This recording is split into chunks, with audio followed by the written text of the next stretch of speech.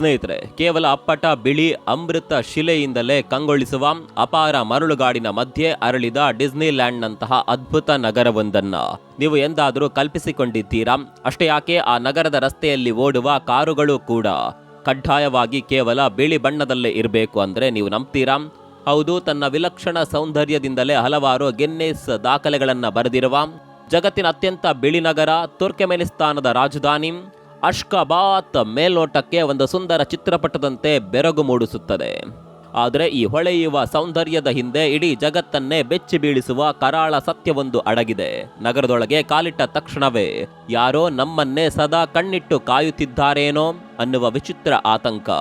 ಜೊತೆಗೆ ಮುಕ್ತವಾಗಿ ಮಾತನಾಡಿದ್ರು ತಮ್ಮ ಕುಟುಂಬಕ್ಕೆ ಎಲ್ಲಿ ಅಪಾಯ ಬರುತ್ತದೆಯೋ ಅನ್ನುವ ಆಳವಾದ ಭಯ. ಹಾಗಾದರೆ ನೋಡುಗರ ಕಣ್ಮನ ಸೆಳೆಯುವ, ಅದರ ಒಳಗೊಳಗೆ ಉಸಿರುಗಟ್ಟಿಸುವ ಇಂಥದ್ದೊಂದು ವಿಲಕ್ಷಣ ನಗರವನ್ನ ನಿಜಕ್ಕೂ ಏನಂತ ಕರೆಯಬಹುದು? ಅಲ್ಲಿನ ಸರ್ಕಾರವೇ ಜಗತ್ತಿನ ಕಣ್ಣಿಗೆ ಮಣ್ಣೆರಚಲು ಆಡುತ್ತಿರುವ ಈ ಭವ್ಯ ನಾಟಕ ಹಾಗೂ ಆ ಸುಂದರ ಭ್ರಮೆಯ ಹಿಂದಿನ ರಹಸ್ಯವನ್ನ ಇಂದಿನ ಸಂಚಿಕೆಯಲ್ಲಿ ತಿಳಿದುಕೊಳ್ಳೋಣ. ಸ್ನೇಹಿತರೆ, ಈ ನಗರದಲ್ಲಿ ಇಷ್ಟೆಲ್ಲ ಭವ್ಯತೆ ಇದ್ದರೂ ಈ ಕಥೆಯಲ್ಲೊಂದು ಬೆಚ್ಚಿ ಬೀಳಿಸುವ ತಿರುವಿದೆ. ಹೌದು, ಹಗಲೊತ್ತಿನಲ್ಲಿ ಇಡೀ ನಗರವನ್ನ ಜಾಲಾಡಿದ್ರೂ ಜನಸಂಚಾರವೇ ಇಲ್ಲ. ಎಲ್ಲರೂ ಏಕಾಏಕಿ ಮಾಯವಾದಂತೆ ಭಾಸವಾಗುತ್ತದೆ. 8 ಲೇನ್ಗಳ ವಿಶಾಲ ರಸ್ತೆಗಳಲ್ಲಿ ಓಡಾಡುವ ಕಾರ್ಗಳಿಲ್ಲ. ಬೃಹತ್ ಕ್ರೀಡಾಂಗಣದಲ್ಲಿ ಪ್ರೇಕ್ಷಕರಿಲ್ಲ. ಕೋಟ್ಯಾಂತರ ರೂಪಾಯಿ ಸುರಿದು ನಿರ್ಮಿಸಿದ ಬೃಹತ್ ಕಾರಂಜಿಗಳು ಚಿಮ್ಮುತ್ತಿದ್ರು. ಸಾಮಾನ್ಯ ಮನೆಗಳಲ್ಲಿ ಕುಡಿಯುವ ನೀರಿಗೂ ಹೊತ್ತಿನ ತುತ್ತಿಗೂ ಹಾಹಾಕಾರವಿದೆ. ಎಲ್ಲೆಡೆ ಆವರಿಸಿರುವ ಆ ಭೀಕರ ಮೌನವನ್ನ ಗಮನಿಸಿದರೆ ಕೇವಲ ಜಗತ್ತಿಗೆ ಪ್ರದರ್ಶಿಸಲು ನಿರ್ಮಿಸಿದ ಬೃಹತ್ ಸಿನಿಮಾ ಸೆಟ್ನಂತೆ ಗೋಚರಿಸುತ್ತದೆ. ಈ ನಕಲಿ ನಗರದ ಮುಖವಾಡದ ಹಿಂದೆ ತುರ್ಕಮೆನಿಸ್ತಾನ್ ಸರ್ಕಾರವು ಬಹುದೊಡ್ಡ ಕಹಿ ಸತ್ಯವೊಂದನ್ನ ಮುಚ್ಚಿಡುತ್ತಿದೆ. ಇತಿಹಾಸವನ್ನ ಕೆದಕಿದ್ರೆ 1944ರಲ್ಲಿ ನಾಜಿಗಳು ಕೂಡ ತಮ್ಮ ಅಮಾನುಷ ಕೃತ್ಯಗಳನ್ನ ಜಗತ್ತಿನಿಂದ ಮುಚ್ಚಿಡಲು ನಿಖರವಾಗಿ ಇದೇ ರೀತಿಯ ಕಪಟ ನಾಟಕವಾಡಿದ್ದರು. ಅಂತಾರಾಷ್ಟ್ರೀಯ ರೆಡ್ ಕ್ರಾಸ್ ಸಂಸ್ಥೆಯ ಕಣ್ಣಿಗೆ ಮಣ್ಣೆರಚಲು ಅವರು ತೆರೆಸಿಯೇನ್ ಸ್ಟ್ಯಾಟ್ ಅನ್ನುವ ಕೃತಕ ನಗರವನ್ನೇ ಸೃಷ್ಟಿಸಿದ್ದರು. ಸುಂದರವಾದ ಪಾರ್ಕ್, ಕಾಫಿ ಶಾಪ್ ಹಾಗೂ ನಗುಮುಖದ ಜನರನ್ನ ಕೃತಕವಾಗಿ ನಿಲ್ಲಿಸಿ ಆಡಿದ್ದ ಆ ನಾಟಕದ ಹಿಂದಿನ ವಾಸ್ತವ ಅತ್ಯಂತ ಭೀಕರವಾಗಿತ್ತು. ಇಂದು ಅಶ್ಖಾಬಾತ್ನ ಈ ಹೊಳೆಯುವ ಬಿಳಿ ಗೋಡೆಗಳ ಹಿಂದೆಯೂ ಅಕ್ಷರಶಃ ಅಂಥದ್ದೇ ಕರಾಳ ಸತ್ಯವೊಂದು ಉಸಿರುಗಟ್ಟಿಕೊಂಡು ಅಡಗಿದೆ. ವಾಸ್ತವದಲ್ಲಿ ನಾಜಿಗಳು ಸೃಷ್ಟಿಸಿದ ತೆರೆಸಿಯಾನ್ ಸ್ಪಾಟ್ ಕೇವಲ ಒಂದು ಕೃತಕ ಭ್ರಮೆಯಾಗಿತ್ತು. ಅಲ್ಲಿನ ಯಹೂದಿ ಕುಟುಂಬಗಳನ್ನ ಬೆದರಿಸಿ ತಾವು ಸುರಕ್ಷಿತವಾಗಿರೋದಾಗಿ ಸುಳ್ಳು ನಾಟಕವಾಡಿಸಿ ಪ್ರಚಾರದ ವಿಡಿಯೋ ಚಿತ್ರೀಕರಿಸಲಾಗಿತ್ತು. ಆದರೆ ಕ್ಯಾಮೆರಾ ಆಫ್ ಆದ ಮರುಕ್ಷಣವೇ ಆ ಮುಗ್ಧರನ್ನ ಅಶ್ವೇಡ್ಜ್ ಕ್ಯಾಂಪ್ಗೆ ನೂಕಿ ನಿರ್ದಯವಾಗಿ ಕೊಲ್ಲಲಾಗ್ತಾ ಇತ್ತು. 80 ವರ್ಷಗಳ ನಂತರ ಎಂದು ಅಶ್ಖಾಬಾತ್ನ ಬಿಳಿ ಗೋಡೆಗಳ ಹಿಂದೆಯೂ ಇದೇ ಭೀಕರ ಇತಿಹಾಸ ಮರುಕಳಿಸುತ್ತಿದೆ. ಈ ನಕಲಿ ನಗರದ ಸತ್ಯವನ್ನ ಬಯಲಿಗೆಳೆಯಲು ಯತ್ನಿಸಿರುವವರ ಕತೆ ಶೋಚನೀಯ. ಇದಕ್ಕೆ ಜ್ವಲಂತ ಸಾಕ್ಷಿಯೇ 2006ರಲ್ಲಿ ನಡೆದ ಪತ್ರಕರ್ತೆ ಒಗುಲ್ಯಾಬ್ಸಾರ್ ಮುರಾಡೋವಾ ಅವರ ಸಾವು. ಸರ್ಕಾರ ಇದನ್ನ ಸ್ವಾಭಾವಿಕ ಮರಣ ಅನ್ನೋದಾಗಿ ಹೇಳಿದ್ರು.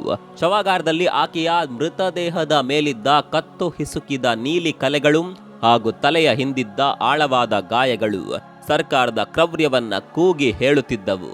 ಸತ್ಯ ಹೊರಬೀಳುವ ಭಯದಿಂದ ಕುಟುಂಬದವರು ಪ್ರಶ್ನಿಸುತ್ತಿದ್ದಂತೆಯೇ ಇಡೀ ಪ್ರಕರಣವನ್ನ ರಾತ್ರೋರಾತ್ರಿ ಮುಚ್ಚಿ ಹಾಕಲಾಯಿತು. ಸ್ನೇಹಿತರೆ, ಪತ್ರಕರ್ತೆ ಒಗುಲ್ಯಾಬ್ಸಾರ್ ಮುರಾಡೋವಾ ಅವರ ಏಕೈಕ ತಪ್ಪು ಅಂದ್ರೆ ಸರ್ಕಾರದ ಉನ್ನತ ಮಟ್ಟದ ಭ್ರಷ್ಟಾಚಾರ ಹಾಗೂ ಕರಾಳ ಮುಖವನ್ನ ಬಯಲು ಮಾಡುವ ಅತಿ ರಹಸ್ಯ ದಾಖಲೆಗಳು ಆಕೆಯ ಬಳಿ ಇದ್ದವು. ಆ ಸತ್ಯಗಳು ಜಗತ್ತಿಗೆ ತಿಳಿಯಬಾರದೆಂಬ ಏಕೈಕ ದುರುದ್ದೇಶದಿಂದ ಆಕೆಯನ್ನ ಅಮಾನುಷವಾಗಿ ಮುಗಿಸಲಾಯಿತು. ಇದು ಕೇವಲ ಸಾಮಾನ್ಯ ನಾಗರಿಕರ ಕಥೆಯಲ್ಲ, ಆಡಳಿತದ ಉನ್ನತ ಹುದ್ದೆಯಲ್ಲಿದ್ದವರಿಗೂ ಇದೇ ಗತಿಯಾಗಿದೆ. ಒಮ್ಮೆ ಅಧ್ಯಕ್ಷರ ಅತ್ಯಾಪ್ತರಾಗಿದ್ದ ಮಾಜಿ ವಿದೇಶಾಂಗ ಸಚಿವ ಬೋರಿಸ್ ಶಿಕ್ಮಾರಾದೋವ್ ಅವರ ದುರಂತವೇ ಇದಕ್ಕೆ ಕಟು ಸಾಕ್ಷಿ. 2002ರಲ್ಲಿ ದಿಢೀರನೆ ನಾಪತ್ತೆಯಾದ ಅವರು ಕೆಲವು ದಿನಗಳ ನಂತರ ಟಿವಿಯಲ್ಲಿ ಪ್ರತ್ಯಕ್ಷರಾಗಿ ನಾನೊಬ್ಬ ಅಪರಾಧಿ, ಮಾದಕ ವ್ಯಸನಿ, ದೇಶದ್ರೋಹಿ ಅನ್ನೋದಾಗಿ ಹೇಳಿಕೆ ನೀಡಿದ್ರು. ಆದರೆ ಆ ವಿಡಿಯೋ ಸಂಪೂರ್ಣವಾಗಿ ಸ್ಕ್ರಿಪ್ಟ್ ಮಾಡಲಾದ ಕಪಟ ನಾಟಕವಾಗಿತ್ತು. ಅವರ ಮುಖದ ಮೇಲಿದ್ದ ಚಿತ್ರಹಿಂಸೆಯ ಭೀಕರ ಕಲೆಗಳು ಹಾಗೂ ಅವರ ಪ್ರಜ್ಞಾಹೀನ ಸ್ಥಿತಿಯನ್ನ ಗಮನಿಸಿದ್ರೆ ಅವರಿಗೆ ಮದ್ದುಣಿಸಿ ಬಲವಂತವಾಗಿ ಹೇಳಿಕೆ ಕೊಡಿಸಲಾಗಿದೆ ಅನ್ನೋದು ಸ್ಪಷ್ಟವಾಗಿತ್ತು. ಈ ಘಟನೆ ನಡೆದು 2 ದಶಕಗಳೇ ಉರುಳಿದ್ರು ಬೋರಿಸ್ ಇಂದು ಬದುಕಿದ್ದಾರೋ ಅಥವಾ ಆ ಕತ್ತಲೆಯಲ್ಲಿಯೇ ಕೊನೆಯುಸಿರೆಳೆದಿದ್ದಾರೆಯೋ ಅನ್ನುವ ಪ್ರಶ್ನೆ ಇಂದಿಗೂ ಕೂಡ ರಹಸ್ಯವಾಗಿಯೇ ಉಳಿದಿದೆ. ಸ್ನೇಹಿತರೆ, ಒಬ್ಬ ಹುಚ್ಚು ವಿಜ್ಞಾನಿ 6 ಲಕ್ಷ ಜನರನ್ನ ಬೃಹತ್ ಕೊಠಡಿಯಲ್ಲಿ ಬಂಧಿಸಿ ಅವರ ಇತಿಹಾಸವನ್ನೇ ಅಳಿಸಿ ಸತತ 3 ದಶಕಗಳ ಕಾಲ ಸುಳ್ಳನ್ನೇ ಸತ್ಯ ಅಂತ ನಂಬಿಸಿದ್ರೆ ಹೇಗಿರಬಹುದು? ಅಷ್ಕಬಾತ್ನ ಕರಾಳ ವಾಸ್ತವವು ಅಕ್ಷರಶಃ ಇದೆ. ಅಲ್ಲಿನ ಮುಗ್ಧ ಜನತೆ ಹಾಗೂ ಮುಂದಿನ ತಲೆಮಾರುಗಳು ಸರ್ಕಾರ ಸೃಷ್ಟಿಸಿದ ಈ ಕೃತಕ ಭ್ರಮಾಲೋಕದಲ್ಲೇ ಕಣ್ಮುಚ್ಚಿ ಬದುಕುತ್ತಿದ್ದಾರೆ. ಮೇಲ್ನೋಟಕ್ಕೆ ಇದೊಂದು ಬೃಹತ್ ಸಾಮಾಜಿಕ ಪ್ರಯೋಗದಂತೆ ಭಾಸವಾದರೂ ಇದು ತುರ್ಕಮೆನಿಸ್ತಾನದ ಜನತೆ ನಿತ್ಯ ಅನುಭವಿಸುತ್ತಿರುವ ಭೀಕರ ನರಕ. ಇಲ್ಲಿ ಆ ಪ್ರಯೋಗ ನಡೆಸುತ್ತಿರುವುದು ಯಾವುದೇ ಹುಚ್ಚು ವಿಜ್ಞಾನಿಯಲ್ಲ, ಬದಲಾಗಿ ಒಬ್ಬ ಪರಮ ಕ್ರೂರ ಸರ್ವಾಧಿಕಾರಿ. ಆ ಸರ್ವಾಧಿಕಾರಿಯ ಕ್ರೌರ್ಯ ಎಷ್ಟರ ಮಟ್ಟಿಗಿತ್ತೆಂದರೆ 50 ಡಿಗ್ರಿ ಸೆಲ್ಸಿಯಸ್ನಷ್ಟು ಸುಡುವ ಮರಳುಗಾಡಿನಲ್ಲಿ ಕಂದಮ್ಮಗಳ ಕೈಯಿಂದ ಐಸ್ ಕೋಟೆಯನ್ನ ಕಟ್ಟಿಸುವಷ್ಟು ಅಮಾನವೀಯನಾಗಿದ್ದನು. ಆತ ಇಡೀ ದೇಶವನ್ನೇ ಒಂದು ಸುಂದರ ಬಂಗಾರದ ಪಂಜರವನ್ನಾಗಿಸಿದ್ದಾನೆ. ಪರಜಗತ್ತಿಗೆ ಅಲ್ಲಿನ ಜನರೆಲ್ಲರೂ ಸ್ವತಂತ್ರದಂತೆ ಕಂಡರು. ವಾಸ್ತವದಲ್ಲಿ ಅವರೆಲ್ಲರೂ ತಮ್ಮದೇ ನೆಲದಲ್ಲಿ ಉಸಿರುಗಟ್ಟುವ ಬದುಕು ಸಾಗಿಸುತ್ತಿರುವ ಅಸಹಾಯಕ ಕೈದಿಗಳಷ್ಟೇ. 1900ರ ದಶಕದ ಆರಂಭದಲ್ಲಿ 15 ರಾಷ್ಟ್ರಗಳ ಬೃಹತ್ ಸೋವಿಯತ್ ಒಕ್ಕೂಟ ಪತನಗೊಳ್ಳುತ್ತಿದ್ದಾಗ ಇಡೀ ವ್ಯವಸ್ಥೆಯೇ ತಳ್ಳಣಗೊಂಡಿತ್ತು. ಆದರೆ ಆ ಗೊಂದಲದ ನಡುವೆ ಸಪರ್ಮುರತ್ ನಿಯಾಜೋವ್ ಅನ್ನುವ ವ್ಯಕ್ತಿ ಮಾತ್ರ ತನ್ನ ಅಧಿಕಾರದ ಹಸಿವಿಗಾಗಿ ಹದ್ದಿನಂತೆ ಹೊಂಚು ಹಾಕುತ್ತಿದ್ದನು. 1991ರಲ್ಲಿ ತುರ್ಕಮೆನಿಸ್ತಾನ್ ಸ್ವತಂತ್ರ ರಾಷ್ಟ್ರವಾಗಿ ಉದಯಿಸಿದ್ರು. ಅಲ್ಲಿ ಜನಿಸಿದ್ದು ಪ್ರಜಾಪ್ರಭುತ್ವವಲ್ಲ, ಬದಲಾಗಿ ಒಬ್ಬ ವ್ಯಕ್ತಿಯ ನಿರಂಕುಶ ಆಡಳಿತ. ಹಳೆಯ ಸಂಸತ್ತು ಮತ್ತು ಸಂವಿಧಾನವನ್ನೇ ಬಳಸಿಕೊಂಡು ಚುನಾವಣೆ ಅನ್ನುವ ನಾಟಕವಾಡಿ ಅಧಿಕಾರ ಹಿಡಿದ ನಿಯಾಜೋವ್ ಮಾಸ್ಕೋದ ಕೈಗೊಂಬೆಯಾಗುವ ಬದಲು ತನ್ನನ್ನು ತಾನು ತುರ್ಕ್ಮೆನ್ ಭಾಷಿ ಅಥವಾ ಜನಾಂಗದ ಪಿತಾಮಹ ಅನ್ನೋದಾಗಿ ಘೋಷಿಸಿಕೊಂಡನು.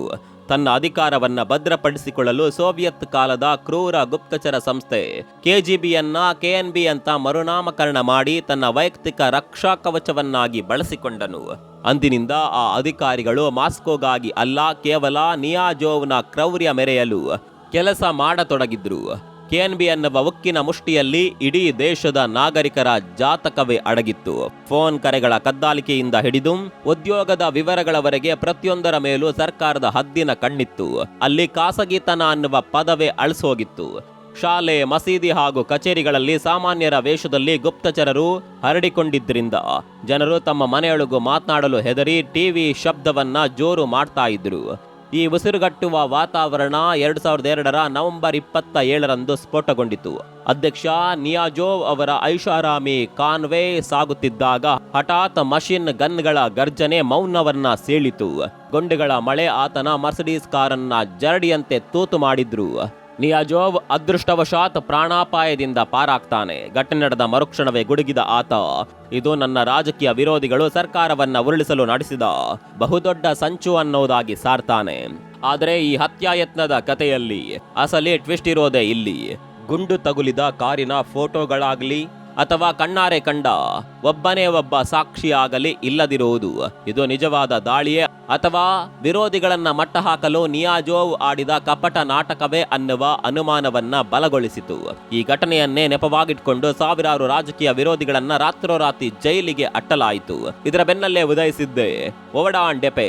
ಅಷ್ಕಬಾತ್ನಿಂದ 70 ಕಿಲೋಮೀಟರ್ ದೂರದಲ್ಲಿ ಸುಡುವ ಮರಳುಗಾಡಿನ ಮಧ್ಯೆ ನಿರ್ಮಿಸಲಾದ ಅತಿ ರಹಸ್ಯ ನರಕ. ಇದು ಕೇವಲ ಸೆರೆಮನೆಯಲ್ಲ, ನಿಯಾಜೋವ್ ತನ್ನ ವಿರೋಧಿಗಳನ್ನ ಚಿತ್ರಹಿಂಸೆ ನೀಡಲು ಸೃಷ್ಟಿಸಿದ ವೈಯಕ್ತಿಕ ಪ್ರಯೋಗಾಲಯ. ಹಗಲಿನಲ್ಲಿ ದೇಹವನ್ನೇ ಕರಗಿಸುವ ಉಷ್ಣತೆ, ರಾತ್ರಿ ಎಲುಬು ಕೊರೆಯುವ ಚಳಿ, ಜೊತೆಗೆ ಕ್ಷಯ ರೋಗದಂತಹ ಮಾರಕ ಕಾಯಿಲೆಗಳಿದ್ದರೂ ಕೇಳುವವರಿಲ್ಲದ ಈ ಸ್ಥಳದಲ್ಲಿ ಕೈದಿಗಳಿಗೆ ನೀಡ್ತಾ ಇದ್ದ ಆಹಾರವು ಕೇವಲ ಆ ನರಕಯಾತನೆಯನ್ನ ಮತ್ತಷ್ಟು ಕಾಲ ಅನುಭವಿಸಲು ಉಸಿರು ಹಿಡಿದಿಟ್ಟುಕೊಳ್ಳಲಷ್ಟೇ ಸೀಮಿತವಾಗಿತ್ತು. ಒವಡಾನ್ ಡೆಪೆ ಜೈಲ್ನಲ್ಲಿ ಗಾರ್ಡ್ಗಳು ಕೈದಿಗಳನ್ನ ಟೈರ್ಗಳಿಗೆ ಕಟ್ಟಿ ಕ್ರೂರವಾಗಿ ಹೊಡಿತಾ ಇದ್ರು. ಅಲ್ಲಿನ ಅತ್ಯಂತ ಭೀಕರ ಶಿಕ್ಷೆ ಅಂದರೆ ದಿ ಫ್ಲೈಯಿಂಗ್ ಕಾರ್ಪೆಟ್. ಮನುಷ್ಯನನ್ನ ತಲೆ ಕೆಳಗಾಗಿ ನೇತು ಹಾಕಿ ಮಾರಣಾಂತಿಕವಾಗಿ ಥಳಿಸುವ ಈ ಅಮಾನವೀಯ ಕಿರುಚಾಟಗಳು ಆ ದಪ್ಪನೆಯ ಗೋಡೆಗಳನ್ನ ದಾಟಿ ಹೊರಬರುತ್ತಲೇ ಇರಲಿಲ್ಲ. ಇಲ್ಲಿನ ಕಗ್ಗತ್ತಲ ಒಂಟಿ ಕೋಣೆಗಳು ಎಷ್ಟು ಕಿರಿದಾಗಿದ್ದವೆಂದರೆ ಮನುಷ್ಯ ಅಲ್ಲಿ ನೇರವಾಗಿ ನಿಲ್ಲಲು ಅಥವಾ ಕುಳಿತುಕೊಳ್ಳಲು ಸಾಧ್ಯವಿರಲಿಲ್ಲ. ಈ ನರಕ ಮನುಷ್ಯನನ್ನ ಒಮ್ಮೆಲೆ ಕೊಲ್ಲೋದಿಲ್ಲ, ಬದಲಾಗಿ ಮೊದಲು ನೆನಪಿನ ಶಕ್ತಿಯನ್ನ, ನಂತರ ಸ್ವಂತಿಕೆಯ ಗುರುತನ್ನ ಅಳಿಸಿ ಅಂತಿಮವಾಗಿ ಬದುಕುವ ಆಸೆಯನ್ನೇ ಚಿವಿಟಿ ಒಳಗಿನಿಂದಲೇ ಟೊಳ್ಳಾಗಿಸುತ್ತದೆ. 2002ರ ಹತ್ಯಾಯತ್ನದ ನೆಪದಲ್ಲಿ ಬಂಧಿಸಲ್ಪಟ್ಟ ಅನೇಕ ಪತ್ರಕರ್ತರು ಹಾಗೂ ರಾಜಕೀಯ ನಾಯಕರು ಇಲ್ಲಿಯೇ ಶಾಶ್ವತವಾಗಿ ಕಣ್ಮರೆಯಾದರು.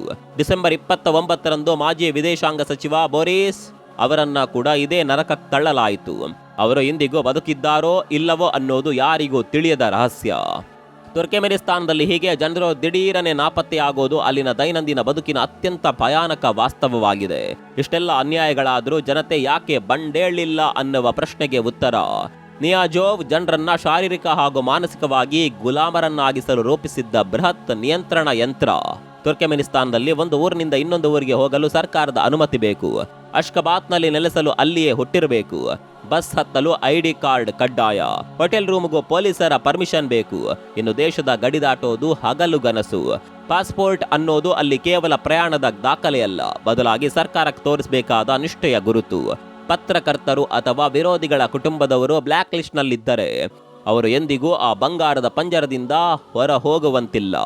ದೈಹಿಕ ಬಂಧನಕ್ಕಿಂತ ಮನಸ್ಸಿನ ಬಂಧನ ಹೆಚ್ಚು ಶಕ್ತಿಶಾಲಿ ಅನ್ನೋದನ್ನು ಅರಿತಿದ್ದ ನಿಯೋಜೋವ್ ಜನರ ಆಲೋಚನೆಗಳನ್ನೇ ಗುರಿಯಾಗಿಸಿದನು. ವಾಟ್ಸಾಪ್, ಟೆಲಿಗ್ರಾಮ್ ಹಾಗೂ ವಿಪಿಎನ್ಗಳ ಮೇಲೆ ಸಂಪೂರ್ಣ ನಿಷೇಧ ಹೇರಿ ಬಾಹ್ಯ ಜಗತ್ತಿನ ಮಾಹಿತಿಯೇ ಸಿಗದಂತೆ ಕಟ್ಟುನಿಟ್ಟಿನ ಸೆನ್ಸಾರ್ಶಿಪ್ ಜಾರಿಗೆ ತಂದನು. ಟಿವಿ ಹಾಗೂ ಪತ್ರಿಕೆಗಳು ಕೇವಲ ಸರ್ಕಾರಿ ಪ್ರಚಾರದ ಸಾಧನಗಳಾದವು. ಮಾಹಿತಿಯ ಈ ಕರಾಳ ದಿಗ್ಬಂಧನದ ಮೂಲಕ ಜನರು ಜೈಲಿನ ಹೊರಗಿದ್ದರೂ ಮಾನಸಿಕವಾಗಿ ಕೈದಿಗಳಂತೆ ಬದುಕುವಂತೆ ಮಾಡಿದನು. ಸ್ನೇಹಿತರೆ, ಜನರ ಮೆದುಳನ್ನ ಸಂಪೂರ್ಣವಾಗಿ ನಿಯಂತ್ರಿಸಲು ನಿಯೋಜೋವ್ ಬಳಸಿದ ಅತ್ಯಂತ ಅಪಾಯಕಾರಿ ಅಸ್ತ್ರವೇ ರುಹುನಾಮ. ತಾನೇ ಬರೆದ ಈ ಕಾಲ್ಪನಿಕ ಇತಿಹಾಸದ ಪುಸ್ತಕವನ್ನ ಪವಿತ್ರ ಗ್ರಂಥ ಅನ್ನೋದಾಗಿ ಘೋಷಿಸಿದ ಆತ ಇದನ್ನ 3 ಬಾರಿ ಓದಿದವರು ನೇರವಾಗಿ ಸ್ವರ್ಗಕ್ಕೋಗ್ತಾರೆ ಅನ್ನುವ ಹಾಸ್ಯಾಸ್ಪದ ಪತ್ವ ಹೊರಡಿಸ್ತಾನೆ. ಅಷ್ಟೇ ಅಲ್ಲ, ತನ್ನ ಪುಸ್ತಕಕ್ಕೆ ತಾನೇ ರಾಷ್ಟ್ರೀಯ ಸಾಹಿತ್ಯ ಪ್ರಶಸ್ತಿ ನೀಡಿ ಗೌರವಿಸಿಕೊಳ್ತಾನೆ. ಅಂದಿನಿಂದ ಇಡೀ ದೇಶದ ವ್ಯವಸ್ಥೆಯೇ ಈ ಪುಸ್ತಕದ ಸುತ್ತ ಗಿರಿಕಿ ಹೊಡೆಯಲಾರಂಭಿಸಿತು. ಶಾಲಾ ಮಕ್ಕಳಿಂದ ಹಿಡಿದು ಸರ್ಕಾರಿ ನೌಕರರವರೆಗೆ ಎಲ್ಲರೂ ಇದನ್ನ ಕಂಠಪಾಠ ಮಾಡೋದು ಕಡ್ಡಾಯವಾಯಿತು. ಕೊನೆಗೆ ಡ್ರೈವಿಂಗ್ ಲೈಸೆನ್ಸ್ ಪರೀಕ್ಷೆಯಲ್ಲೂ ಇದರ ಬಗ್ಗೆ ಪ್ರಶ್ನೆಗಳನ್ನ ಕೇಳಲಾಗ್ತಾ ಇತ್ತು. ಮಸೀದಿಗಳಲ್ಲಿ ಕುರಾನ್ ಜೊತೆಗೆ ಈ ಪುಸ್ತಕವನ್ನ ಪ್ರವಚನ ಮಾಡಬೇಕೆಂಬ ಅಲಿಖಿತ ನಿಯಮ ಜಾರಿಗೆ ತಂದ ನಿಯಾಜೋವ್ ಇಡೀ ಜನಾಂಗದ ಚಿಂತನ ಲಹರಿಯನ್ನೇ ತನ್ನ ಹಿಡಿತಕ್ಕೆ ತೆಗೆದುಕೊಳ್ತಾನೆ. ಈ ಹುಚ್ಚುತನದ ಪರಾಕಾಷ್ಠೆ ಎಷ್ಟಿತ್ತೆಂದರೆ, ರಾಜಧಾನಿ ಅಷ್ಕಬಾತ್ನ ಹೃದಯ ಭಾಗದಲ್ಲಿ ಈ ಪುಸ್ತಕಕ್ಕಾಗಿಯೇ ಒಂದು ಬೃಹತ್ ಯಾಂತ್ರಿಕ ಸ್ಮಾರಕವನ್ನ ನಿರ್ಮಿಸಲಾಯಿತು. ಪ್ರತಿದಿನ ಸಂಜೆ 8 ಗಂಟೆಯಾಗುತ್ತಿದ್ದಂತೆ ಅಷ್ಕಬಾತ್ ನಗರದಲ್ಲಿ ಆ ಬೃಹತ್ ಪುಸ್ತಕದ ಪ್ರತಿಮೆ ತಾನಾಗಿಯೇ ತೆರೆದುಕೊಂಡು ನಿಯಾಜೋವ್ ಪಾಠಗಳನ್ನ ಲೌಡ್ ಸ್ಪೀಕರ್ಗಳ ಮೂಲಕ ಇಡೀ ನಗರಕ್ಕೆ ಮೊಳಗಿಸ್ತಾ ಇತ್ತು. ಇದು ಕೇವಲ ಪ್ರಚಾರವಲ್ಲ, ಸತತವಾಗಿ ಒಂದೇ ಸಂದೇಶವನ್ನ ಬಿತ್ತರಿಸುವ ಮೂಲಕ ಜನರ ಸ್ವಂತಿಕೆಯನ್ನ ಅಳಿಸಿ ಅವರ ಮೆದುಳನ್ನ ಮರು ಪ್ರೋಗ್ರಾಂ ಮಾಡುವ ಭೀಕರ ಅಸ್ತ್ರವಾಗಿತ್ತು.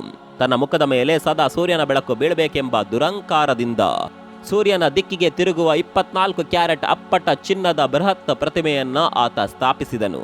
ಆತನ ಸ್ವಯಂ ಆರಾಧನೆಯ ಹುಚ್ಚು ಯಾವ ಮಟ್ಟಿಗಿತ್ತೆಂದರೆ, ಜನವರಿ ತಿಂಗಳಿಗೆ ತನ್ನ ಹೆಸರು ಹಾಗೂ ಸೆಪ್ಟೆಂಬರ್ ತಿಂಗಳಿಗೆ ತನ್ನ ಪುಸ್ತಕದ ಹೆಸರು ಇಟ್ಟನು. ಪ್ರತಿಯೊಂದು ನೋಟು, ಕಟ್ಟಡ ಹಾಗೂ ಚೌಕಗಳಲ್ಲಿ ತನ್ನದೇ ಆದ ಮುಖ ರಾರಾಜಿಸುವಂತೆ ಮಾಡಿದ ನಿಯಾಜೋವ್ ಮುಗ್ಧ ಜನತೆ ತನ್ನನ್ನೇ ದೇವರಂತೆ ನಂಬುವಂತಹ ಒಂದು ಕೃತಕ ಸತ್ಯವನ್ನ ಸೃಷ್ಟಿಸಿ ಅವರ ಆಲೋಚನೆಗಳ ಮೇಲೆಯೇ ಚಕ್ರಾಧಿಪತ್ಯ ಸ್ಥಾಪಿಸ್ತಾನೆ. ಅಷ್ಕಬಾತ್ನ ಬಿಳಿ ಅಮೃತ ಶಿಲೆಯ ಸಮಮಿತಿಯ ವಿನ್ಯಾಸ ಕೇವಲ ಕಣ್ಣಿನ ಸೌಂದರ್ಯಕ್ಕಲ್ಲ, ಅದರ ಹಿಂದೆ ಕ್ರಮಬದ್ಧತೆ ಹಾಗೂ ಸಂಪೂರ್ಣ ನಿಯಂತ್ರಣದ ಬಲವಾದ ಮನೋವೈಜ್ಞಾನಿಕ ಸಂದೇಶ ಅಡಗಿತ್ತು. 2006ರಲ್ಲಿ ಸರ್ವಾಧಿಕಾರಿ ನಿಯಾಜೋವ್ ಸಾವು ಜನರಲ್ಲಿ ಹೊಸ ಆಶೆ ಮೂಡಿಸಿದ್ರು. ಅದು ಮರುದಿನವೇ ಮಸುಕಾಯಿತು. ಆತನ ನಂಬಿಕಸ್ಥ ಬಂಟ ಗುರ್ಬಂಗುಲಿ ಬೇಡ್ರಿ ಮುಹಾ ಮೆದೇವ್ ಅಧಿಕಾರಕ್ಕೆ ಬಂದಾಗ 99.9% ಮತಗಳ ಚುನಾವಣೆ ಅನ್ನುವ ಪ್ರಹಸನ ಮತ್ತೆ ಮರುಕಳಿಸಿತು. ಇಲ್ಲಿ ಬದಲಾಗಿದ್ದು ಕೇವಲ ಸರ್ವಾಧಿಕಾರಿಯ ಮುಖ ಮಾತ್ರ, ಆದರೆ ಜನರ ಗುಲಾಮಗಿರಿಯ ಸರಪಳಿಗಳು ಮತ್ತಷ್ಟು ಗಟ್ಟಿಯಾದವು. ಎಂದಿಗೂ ತುರ್ಕೆಮೆನಿಸ್ತಾನ್ ಜಗತ್ತಿನ ಅತ್ಯಂತ ಮುಚ್ಚಿದ ದೇಶಗಳಲ್ಲಿ ಒಂದಾಗಿದ್ದು ಸ್ವಾತಂತ್ರ್ಯ ಸೂಚ್ಯಂಕದಲ್ಲಿ ಪಾತಾಳದಲ್ಲೇ ಉಳಿದಿದೆ. ಆ ಹೊಳೆಯುವ ಬಿಳಿ ಗೋಡೆಗಳ ನಡುವೆ ಉಸಿರುಗಟ್ಟಿಸುವ ಕರಾಳ ಮೌನ ಇಂದಿಗೂ ಮುಂದುವರೆದಿದೆ. ಸ್ನೇಹಿತರೆ, ತುರ್ಕೆಮೆನಿಸ್ತಾನದ ಸ್ವಾತಂತ್ರ್ಯ ಸೂಚ್ಯಂಕ 100ಕ್ಕೆ ಕೇವಲ 1 ಅಂಕ ಹಾಗೂ ಪತ್ರಿಕಾ ಸ್ವಾತಂತ್ರ್ಯದಲ್ಲಿ 173ನೇ ಸ್ಥಾನದಲ್ಲಿದೆ. ಅಂದ್ರೆ ಅಲ್ಲಿನ ಪರಿಸ್ಥಿತಿ ಎಷ್ಟು ಭೀಕರವಾಗಿದೆ ಅನ್ನೋದನ್ನ ಊಹಿಸಬಹುದು. ನಿಯಾಜೋವ್ ಸತ್ತು 2 ದಶಕಗಳೇ ಸಮೀಪಿಸಿದ್ರು. ಅಷ್ಕಬಾತ್ ನಗರವು ಹೊರಗಿನವರಿಗೆ ಪ್ರವೇಶವಿಲ್ಲದ ಹಾಗೂ ಒಳಗಿನವರಿಗೆ ಹೊರಬರಲಾಗದ ಒಂದು ಬೃಹತ್ ಬಂಧಿತ ರಂಗಸಜ್ಜಿಕೆಯಂತೆ ಉಳಿದಿದೆ.